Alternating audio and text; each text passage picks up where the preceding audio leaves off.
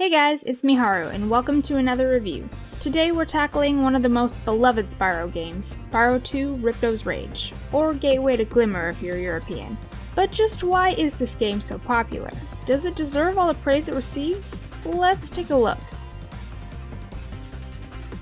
So, what's the story? It's another rainy day in the Dragon Worlds, and Spyro just wants a nice vacation at the beach. So he and Sparks go through the portal to Dragon Shores, only to end up in a completely different world by the name of Avalar. There he meets Alora, Hunter, and the Professor, who as it turns out intentionally brought Spyro to Avalar so he could get rid of Ripto, aka our main villain, because in his own words, he hates dragons.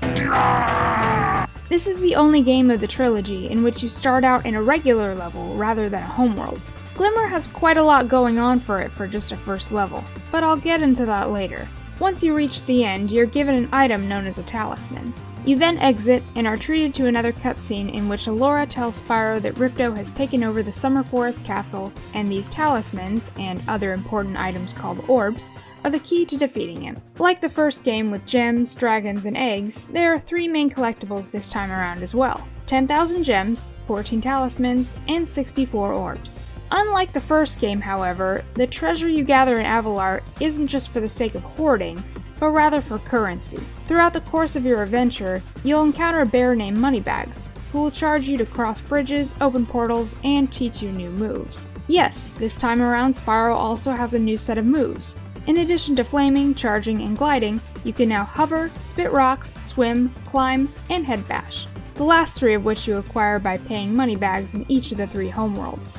Keep in mind there's only 1 new ability per world, so this means you're going to have to do some backtracking in order to fully complete certain levels. Remember how I said Glimmer had a lot going on? Well, this is what I meant. It's here you're introduced to Moneybags, taught to spit rocks, and there's even a climbing section that the game expects you to backtrack for. One of the first things you'll notice about the enemies is that they don't release gems, but rather spirit particles, which are used to activate power-up gates. I failed to mention it in my last review, but Spyro can also utilize powered-up versions of his normal moveset in certain situations. Super Flame by being kissed by a special fairy, Supercharge by running along flashing arrows on the ground, and Superfly, which was only seen in the flight levels. In Spyro 2, these, along with Super Bounce to reach high areas and even Invincibility to walk on dangerous liquid, are all acquired by the use of power-up gates. Simply walk through, and, in most cases, a timer will start, letting you know how long you have to use that ability. For the most part, I like this change. Except in the case of the Supercharge. With no build-up to how you start and no clear paths to run on, half the time it feels like you have absolutely no control over where you're going. The number of homeworlds has been reduced from 6 to 3, and they are themed after seasons: Summer Forest, Autumn Plains, and Winter Tundra. There are rumors that a spring world was scrapped due to the game being slightly rushed, but this was proven to be false. Unlike the first game, there's no set number of portals within each world, with Autumn Plains holding the record at 10. Each regular level includes a talisman, except for the ones in Winter Tundra, and 2 to 4 orbs you get by completing various tasks given to you by the level's inhabitants, which in itself is another new addition. In my opinion, these orb challenges are what make the game what it is. They add some much needed variety to the gameplay, and some of them are just frustrating enough to make you feel like you've really accomplished something. Trouble with the trial? Flight levels, now called speedways, also return, but this time there's a little something extra for you to do in each one. After finishing the main time trial, you can find Hunter, or another character, and they'll give you an orb challenge. Boss battles are a huge step up from the previous game, as not only do they feel like actual bosses instead of just glorified enemies, but they're also mandatory, meaning you're required to defeat them in order to reach the next homeworld. Even the stages themselves are more boss-like, with each fight taking place in an arena.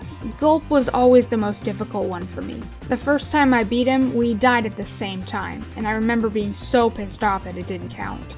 In my last review, I mentioned how Spyro 1's soundtrack is unique in its style and probably the best I've ever heard in a game. Spyro 2's music keeps those iconic drum beats while also mixing in organs and other electronic sounds.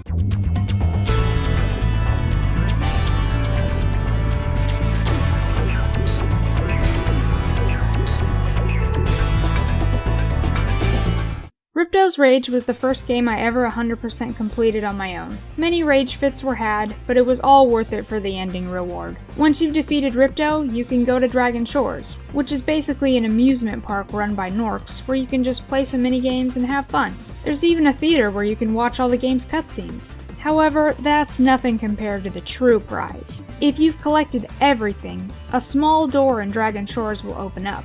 Behind it is a Super Flame power-up. Now start a new save file. You can now play through the entire game with permanent Super Flame. I had an absolute blast doing this, and the challenge still remains, since now you have to focus on aiming rather than relying on the spread of your normal flame. Spyro 2 overall is a fantastic experience, and one of the most critically acclaimed of the series, second only to Spyro 3. I adore this game and all its characters, especially Ripto, who I've talked about a lot in previous videos. Do you guys think this game holds up today? Share your thoughts in the comments. And as always, don't forget to subscribe, hit that bell, and follow me on Twitter to keep up with all the Spyro news. Until next time, this is Miharu, signing off.